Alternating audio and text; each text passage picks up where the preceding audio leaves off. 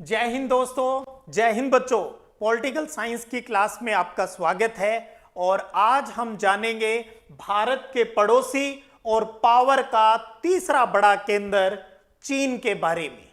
वैसे चीन का नाम आते ही हमारे दिमाग के अंदर चीन की दीवार और ड्रैगन की तस्वीर है वो उभर जाती है और चीन की बढ़ती आर्थिक ताकत को दिखाने के लिए एक कार्टूनिस्ट ने बहुत ही प्यारा कार्टून है वो यहां बनाया है। आप देख सकते हो चीन की दीवार को और ड्रैगन को दोनों को साथ में शामिल करते हुए यहां प्रदर्शित किया है। चीन के जो शासक होते हैं वो अपने आप को ड्रैगन का प्रतीक मानते हैं। ड्रैगन को वो सत्ता की, पावर की प्रतीक के रूप में यूज करते हैं। ये रियल में कोई जीव नहीं है, उनकी एक कल्पना है। और इसके सामने एक छोटा सा आदमी बना रखा है और ये इस कार्टून में प्रदर्शित कर रहा है यूएसए को। तो चीन की आर्थिक उभार को ये कार्टूनिस्ट है वो प्रदर्शित कर रहा है। जिस प्रकार से प्रदर्शित कर रहा है उससे तो ये क्लियर है भी चीन ही आने वाले समय में अमेरिका की बोलती बंद कर सकता है। वैसे चीन है आज जिस स्थिति में हम देख रहे हैं वैसा नहीं था। सेकंड वर्ल्ड वॉर से पहले अगर बात करें तो चीन है वो एशिया का रोगी कहलाता था। तो क्या होते थे जो विकसित देश है, जापान हो गया, अमेरिका हो गया, ब्रिटेन हो गया, ये यहां पर आते इनका राजनीतिक और आर्थिक शोषण करते थे। उनका मानना था भी ये चीन तो पूर्व का तरबूज है, इसे जितना खाया जाए उतनी ही प्यास बुझती है। तब नेपोलियन बोनापार्ट भाई साहब ने दुनिया को चेताया था, अरे मत पंगे लो, इससे मत पंगे लो। क्या चेतावनी दी बोनापार्ट ने कि यहां पर एक दैत्य सो रहा है, उसे सोने दो, क्योंकि जब वह उठेगा तो दुनिया को हिला देगा। और हम सबको पता है किस तरीके से, अभी ज्यादा टाइम नहीं हुआ, कोविड-19 किसकी देन? इसी चाइना की देन। किस प्रकार से जैविक हथियारों के माध्यम से पूरी दुनिया को हिलाकर रख दिया। इसके देश में क्या हुआ कभी आज तक सच इसने बताया ही नहीं। फिर 1949 में यहां परिवर्तन की लहर, यानी जो तरबूज समझा जाता था उस तरबूज के अंदर 1949 के अंदर क्रांति होती है, साम्यवादी क्रांति। और इस क्रांति के बाद यहां पर डेवलपमेंट है वो शुरू होता है और आज हम जिसे तीसरी ताकत के रूप में देखते हैं भी अमेरिका का मुकाबला करने में ये सक्षम है। वैसे आज ये अपनी कूटनीतिक चालों से अमेरिका ही नहीं पूरी दुनिया को अपनी अंगुली पर घुमाता रहता है। तो देखिए 1949 की क्रांति होने के बाद ही इसके अंदर चेंज है वो स्टार्ट हुए। एक चीज और क्लियर कर ले, अब क्रांति हो गई तो हम इसके आर्थिक जो उत्थान है ना उसको दो चरणों के अंदर समझेंगे। एक तो 1949 से 1971 का दौर, किस प्रकार से इसने प्रोग्रेस की, और उसके बाद 1972 से अब तक की। तो समझने के लिए हम इनको दो भागों में इस प्रकार बांट सकते हैं ताकि आपके इजीली ये चीजें क्लियर हो जाएगी।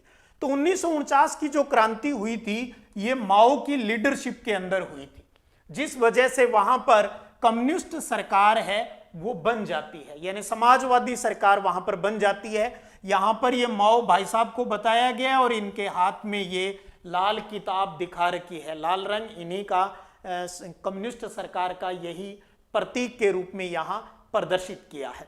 अब कम्युनिस्ट सरकार बनते ही, क्योंकि आपको पता है साम्यवादी किसके विरोधी थे उस टाइम, वो पूंजीवाद के विरोधी थे। तो आते ही सबसे पहले इन्होंने अपना पूंजीवादी देशों के साथ संबंध है वो तोड़ दिया, भैया आपकी जरूरत नहीं है।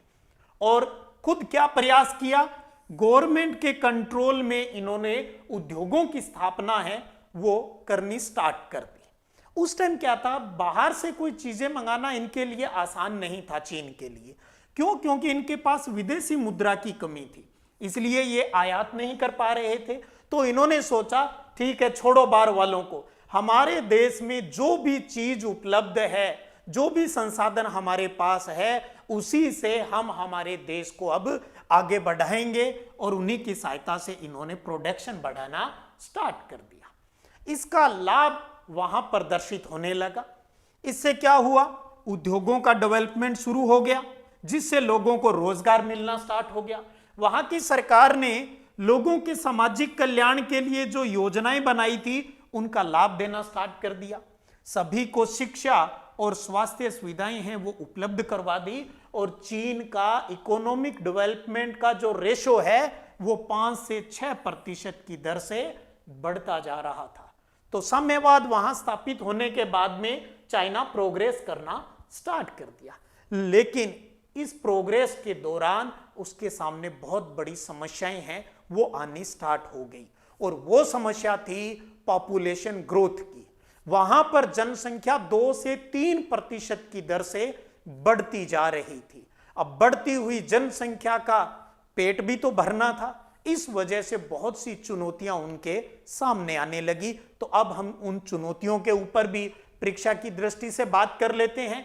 भी बढ़ती जनसंख्या वृद्धि से जो लाभ है वो सभी को नहीं मिल पा रहा था, और खेती की पैदावार है वो उद्योगों की जरूरतें पूरी नहीं कर पा रही थी।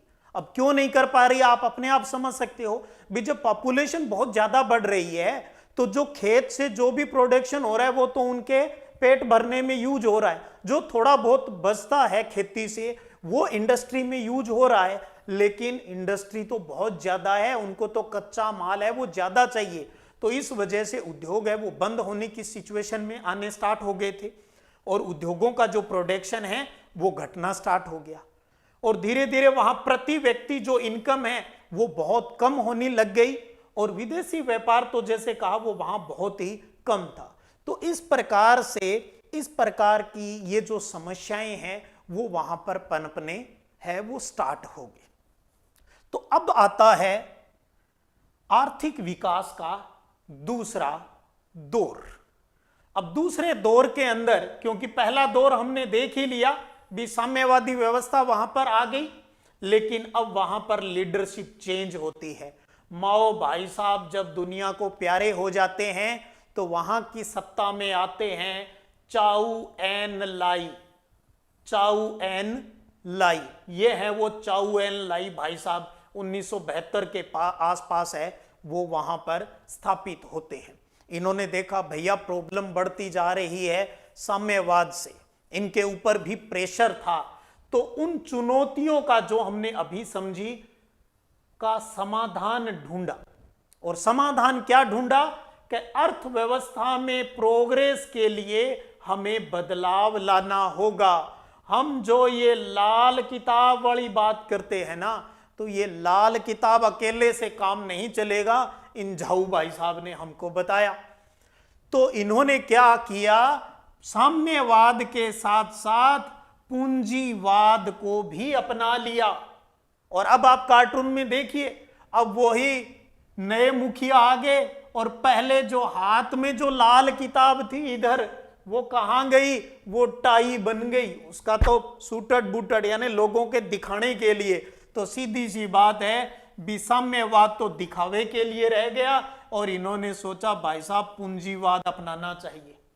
क्योंकि स्टार्टिंग में तो क्या था, माओ के टाइम या उससे पहले की बात करें, इनका सोवियत संघ के साथ रिलेशन अच्छा था। फिर धीरे धीरे जब रिलेशन खराब होने लगे तो अमेरिका ने मौका ढूंढ लिया और वो चाइना के पास आना स्टार्ट हो गया। तो उस टाइम ये अमेरिका के पास आने स्टार्ट हो गए।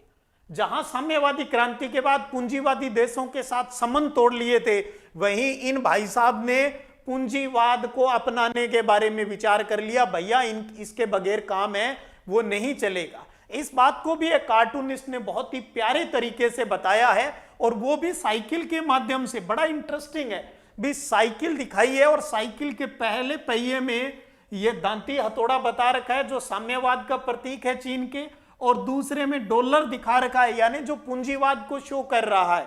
अब आप ये भी सोच सकते हैं भी साइकिल क्यों यूज की, ऊपर लिखा है ना चाइना, क्योंकि चाइना के अंदर दुनिया में सबसे अधिक है वो साइकिल यही इस्तेमाल है वो की जाती है। इससे ये भी संदेश दिया जा रहा है भी हम इन्वायरमेंट के भले के लिए सोचते हैं और पूंजीवाद और समाजवाद दोनों की सहायता से अब हम हमारे देश का डेवलपमेंट है वो करेंगे। तो ये लाई भाई साहब से 1972 में इन्होंने अब अमेरिका के साथ अपने रिलेशन हैं वो स्थापित कर लिए। पहले नहीं थे लेकिन 1972 में स्थापित कर लिए। और 1973 में इन्हीं झाऊ भाई साहब ने कृषि, उद्योग, सेना और साइंस और टेक्नोलॉजी में आधुनिकता लाने के ये 4 प्रस्ताव है वो भी पास कर लिए। तो कुल मिलाकर पूंजीवाद अब आ गया और प्रभाव स्टार्ट हो गया। अब 1972 में चाउ एन लाई के बाद 1978 में वहां के मुखिया बनते हैं देंग शाओपेंग। अब नाम तो ऐसा ही है, शाओपेंग आगे, ये झाऊ आगे, ये शाओपेंग, शांगोपांग आगे भाई। अब इन्होंने आते ही क्या किया, आर्थिक सुधारों और खुले द्वार की नीति की घोषणा कर दी। ले भैया हम दरबार और खोल देते हैं। आर्थिक सुधार कर दिया, दरबार खुला कर दिया, यानी खुली अर्थव्यवस्था कर दी। कोई भी आओ और अपना उद्योग है वो यहां स्थापित करो। सीधी सी बात है, निजीकरण को बढ़ावा स्टार्ट कर दिया और गवर्नमेंट ने कह दिया भी हम ज्यादा घोचेबाजी है वो नहीं करेंगे। तो विदेशी पूंजी और टेक्नोलॉजी के इन्वेस्टमेंट से उत्पादन है भी अब हम बढ़ाना स्टार्ट करेंगे। और इसके साथ साथ ही इन्होंने बाजार आधारित अर्थव्यवस्था को अपना लिया। बाजार आधारित अर्थव्यवस्था का क्या मतलब होता है कि जिस प्रकार की उपभोक्ता मांग करते हैं और किस प्रकार का प्रोडक्शन है, तो मांग और उत्पाद के आधार पर जिसकी इंडस्ट्री है वो अपना रेट खुद डिसाइड करेगा। जैसी डिमांड होगी उसी के अनुसार है रेट होगा। सरकार इसमें कोई हस्तक्षेप है वो नहीं करेगी। तो इस प्रकार से ये सुधार का सिस्टम है वो शाओपेंग के टाइम भी और तेजी से जो विकास है वो स्टार्ट हो गया। और इन्होंने अपनी अर्थव्यवस्था में सिस्टमेटिक ढंग से परिवर्तन किया। सोवियत संघ की तरह सीधा ही वहां पर वो शॉक थेरेपी नहीं अपना ली इन्होंने चरणबद्ध तरीके से, भैया पहले एक क्षेत्र में सुधार करेंगे फिर दूसरे में करेंगे, सारों काम सागे पड़ा लियो तो व्याधि खड़ी हो जाएगी। तो चरणबद्ध ढंग से परिवर्तन किया। इस कड़ी में सबसे पहले 1982 में इन्होंने एग्रीकल्चर का निजीकरण कर दिया। ठीक है भैया, किसानों ये आपकी जमीन है, आप अपना खेती बाड़ी करो जैसे हम यहां करते हैं आजकल। इससे कृषि का उत्पादन है वो बढ़ गया और ग्रामीणों की आय में ग्रोथ होगी। अब लोगों के पास 2 रुपए जुड़ने लगे।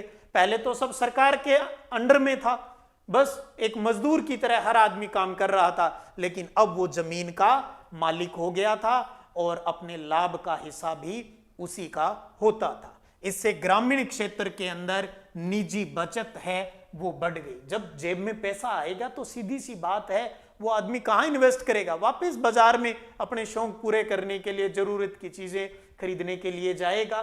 तो घूम फिर के जाना गवर्नमेंट के पास ये है, तरीके बदल जाते हैं और इसी प्रकार से हर देश का जो सिस्टम है वो काम करता है। तो 1982 में खेती का निजीकरण हो गया। इससे एग्रीकल्चर का प्रोडक्शन बढ़ा, लोगों की इनकम है वो बढ़ गई और लोगों की बचत भी इससे बढ़ गई।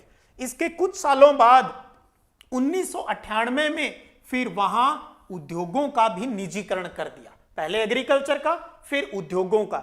इससे ग्रामीण क्षेत्र के अंदर उद्योगों की स्थापना है वो खूब हो गई। जब निजीकरण हो गया तो हर आदमी को छूट थी, कहीं भी जाकर कैसे भी आप उद्योग है स्थापित कर सकते हो जो चाइना का है। तो इस निजीकरण से कृषि और इंडस्ट्री दोनों ही क्षेत्रों में तेजी से आर्थिक विकास है वो चीन का स्टार्ट हो गया। यानी अब देखिए प्रोग्रेस करता हुआ जा रहा है। वहां पर व्यापार के नए कानून और विशेष आर्थिक क्षेत्र जिनको सेज बोलते हैं, स्पेशल इकोनॉमिक जोन के निर्माण है वो कर दिया। इससे वहां पर विदेशी व्यापार के अंदर है वो वृद्धि हुई। वहां का नियम ये था उस टाइम भी, विदेशी कोई भी वहां इन्वेस्ट कर सकता है, लेकिन चाइना में हर जगह इन्वेस्ट नहीं कर सकता। उनके लिए जो विशेष आर्थिक जो क्षेत्र है जो बना रखे हैं, वहीं पर वो इन्वेस्टमेंट यानी एक एरिया डिसाइड कर दिया, वहां पर जाकर वो अपनी फैक्ट्री है वो लगा सकता है। और विदेशी निवेशक है वो केवल सेज में ही उद्योग लगा सकते हैं। तो इस प्रकार से अब चाइना आगे बढ़ रहा है और इन नई आर्थिक नीतियों के कारण चीन की अर्थव्यवस्था को मजबूती मिली है, यानी उसके अंदर उत्थान हुआ है। अब प्रश्न आ जाते हैं एग्जाम में इस प्रकार से, क्या चीनी अर्थव्यवस्था के उत्थान के कारण बताइए। तो ये रहे भी कारण, आप पॉइंट बना बना कर यहां पर दिए हुए हैं, आप इनका अच्छे से स्क्रीनशॉट लेकर उतारते भी रहा कीजिए साथ में, या बाद में वीडियो पूरा सुनकर आप इनको नोट्स फॉर्म में जरूर है वो उतार लीजिए। अब देखिए, ये तो हुआ अर्थव्यवस्था के उत्थान के कारणों की बात।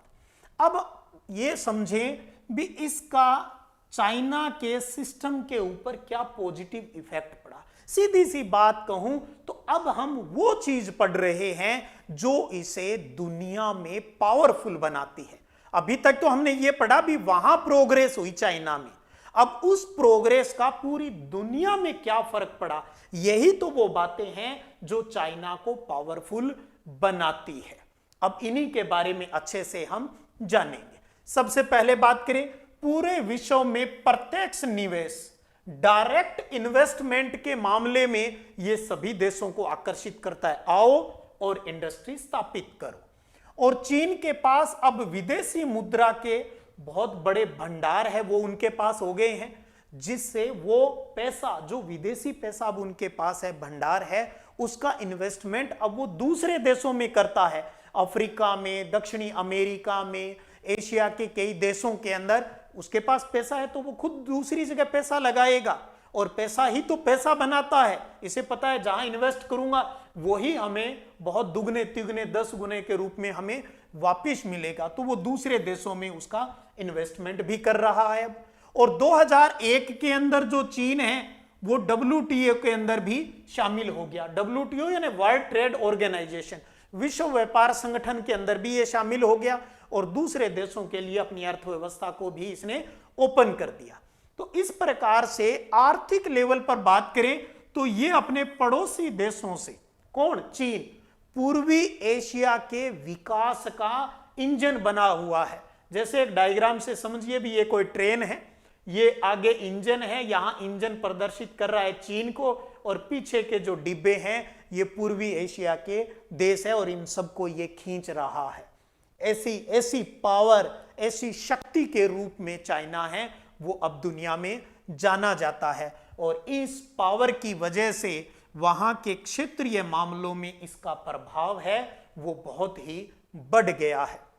और इसके साथ साथ वहां चाइना की जो इतनी बड़ी पॉपुलेशन है, वो वहां का जो एरिया है, संसाधन है, उसकी जो लोकेशन है और उसका जो राजनीतिक प्रभाव है, ये सारी चीजें भी उसके आर्थिक विकास को बढ़ावा दे रही है।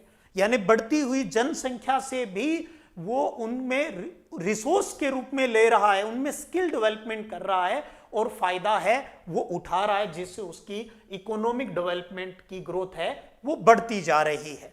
अब चीन का व्यापार पूरी दुनिया में इतना ज्यादा फैल गया है भी, जो जापान है, जो USA है, रूस है, आसियान के जो देश हैं, उन्होंने अपने इसके साथ जो आपसी विवाद थे उनको भुला दिया है कि भाई जी उस प्रॉब्लम को तो आप रहने दे, हम व्यापार की बात करते हैं, हम बिजनेस की बात करते हैं, हम आर्थिक डेवलपमेंट की बात है वो करते हैं। तो अब समझिएगा, स्टार्ट में हमने जो ये कार्टून समझा था, वो ड्रैगन, ये चीन की दीवार किसको डरा रही है, USA को डरा रही है। और आज USA को भी पता है भैया इससे पंगा नहीं लेना है, नेपोलियन बोनापार्ट है वो बहुत पहले अपने को चेता गया था। तो इस प्रकार से हम देख पा रहे हैं भी चाइना है वो बहुत ज्यादा प्रोग्रेस है वो करता जा रहा है, और ऐसा ही करता रहा तो 2040 में ये अमेरिका को भी पछाड़ देगा।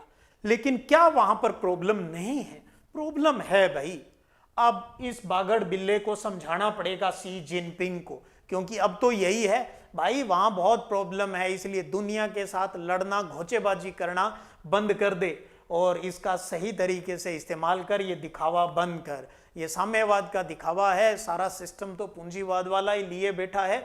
तो जो नई आर्थिक नीति है उसके सामने भी बहुत सी चुनौतियां हैं, उसके बहुत से नेगेटिव इफेक्ट है वो देखने को मिल रहे हैं, क्योंकि आर्थिक सुधारों का जो लाभ है वो सभी को नहीं मिल पा रहा है। वहां पर जो बेरोजगारी है वो बढ़ती जा रही है, महिलाओं की स्थिति तो और भी खराब है, महिलाओं के रोजगार और काम करने की हालत है वो वहां पर खराब हो रही है, इन्वायरमेंट को है वो बहुत ही ज्यादा नुकसान है वो वहां पर पहुंच रहा है, जो करप्शन है, भ्रष्टाचार है वो बहुत ज्यादा बढ़ रहा है, अमीर और गरीब के बीच की जो खाई है वो बढ़ती जा रही है। तो जहां एक तरफ प्रोग्रेस होती है वहां कुछ प्रॉब्लम्स, कुछ चुनौतियां भी देखने को मिलती है। अगर चाइना का सपना दुनिया में सुप्रीम पावर बनने का है तो अपनी इन चुनौतियों से भी उसको निपटना है, वो होगा। तो आप इनको भी अच्छे से नोट कीजिएगा। हम अच्छे से नोट्स फॉर्म के अंदर ही हर चीज को समझ रहे हैं और इसी उम्मीद के साथ भी आप इनको अच्छे से अपनी नोटबुक में नोट भी कर लेंगे। तो ये था आज का अपना टॉपिक, चीन का आर्थिक उत्थान। उम्मीद करता हूं आपने आज एंजॉय किया होगा क्लास में। अगर आपको क्लास अच्छी लगे तो लाइक कीजिएगा, कमेंट कीजिएगा और अपने दोस्तों को क्लास शेयर भी कीजिएगा। चैनल पर नए हो तो सब्सक्राइब है वो जरूर कर लीजिएगा।